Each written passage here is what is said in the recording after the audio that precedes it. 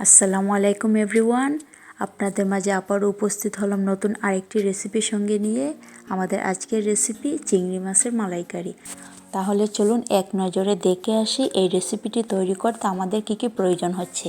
চিংড়ি মাছ, টক দই, নারকেলের দুধ, পেঁয়াজ কুচি, আদা বাটা, রসুন বাটা এবং এখানে একটু পেঁয়াজ বাটাও আমি ইউজ করব।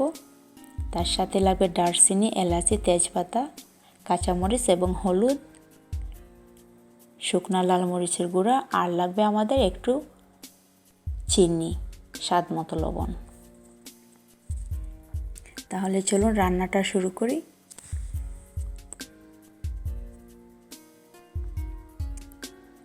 প্রথমে আমি চিংড়ি মাছের মধ্যে অল্প একটু হলুদ দিয়ে আর একটু লবণ দিয়ে মাখিয়ে 5 মিনিট রেখে দেব।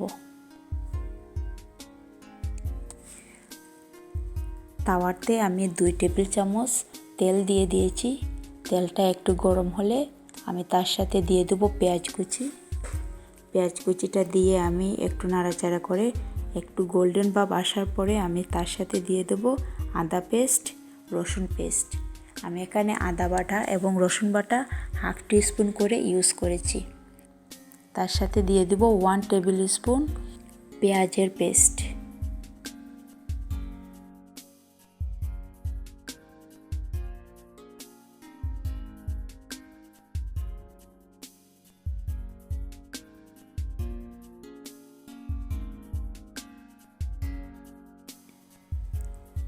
দিয়ে দিচ্ছি স্বাদ মতো লবণ, আর দিয়ে দেব লাল মরিচের গুঁড়া। লাল মরিচের গুঁড়া এখানে আমি 1 টিস্পুন ইউজ করেছি।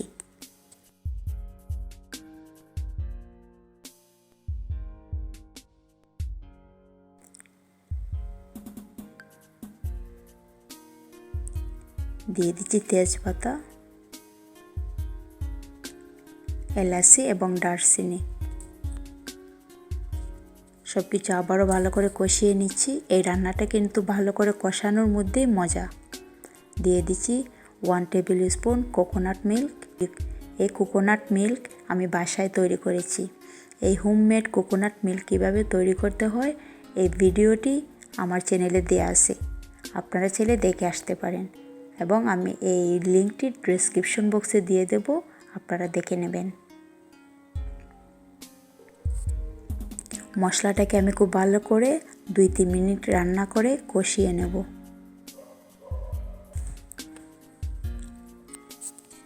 তারপরে আমি এই চিংড়ি মাছগুলো দিয়ে দেব, যেটা আমি লবণ আর হলুদ দিয়ে আগে মাখিয়ে রেখেছিলাম। সব কিছু ভালো করে মিক্স করে ঢাকনা দিয়ে ঢেকে দেব 3 থেকে 4 মিনিটের জন্য।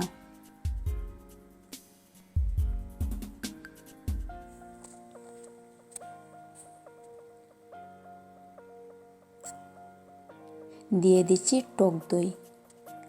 টক দইটা দিয়ে আমি খুব ভালো করে নাড়াচাড়া করে ঢাকনা দিয়ে ঢেকে দেব 3 থেকে 4 মিনিটের জন্য।